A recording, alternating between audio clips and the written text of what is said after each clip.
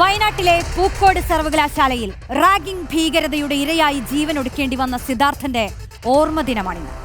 Kottayam government nursing കോളേജിൽ നിന്ന് നമ്മുടെ സമൂഹ മനസാക്ഷിയെ തന്നെ ആഴത്തിൽ മുറിവേൽപ്പിക്കുന്ന മറ്റൊരു റാഗിംഗ് ക്രൂരതയുടെ ദൃശ്യങ്ങൾ പുറത്തു വന്നിട്ട് ഏതാനും ദിവസങ്ങൾ പിന്നിട്ടതേയുള്ളൂ.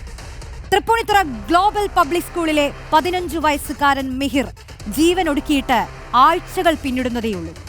ക്യാമ്പസിലേക്ക് പുതുതായി കടന്നുവരുന്ന ഒരു വിദ്യാർത്ഥി ക്രൂരമായ പീഡനങ്ങളുടെ കൂർത്ത ആണിമുനകളിലൂടെ നടന്നു നീങ്ങണമെന്ന തിട്ടൂരങ്ങൾ ആരാണ് നമ്മുടെ കലാലയങ്ങളിൽ അടിച്ചേൽപ്പിച്ചത്? തങ്ങളെക്കാൾ 1-2 വർഷം വൈകി അഡ്മിഷൻ എടുക്കുന്ന വിദ്യാർത്ഥികളിൽ അറപ്പുളവാക്കുന്ന വിനോദങ്ങൾ അടിച്ചേൽപ്പിക്കാൻ ഏത് വ്യവസ്ഥയാണ് മൗനാനുവാദം നൽകുന്നത്?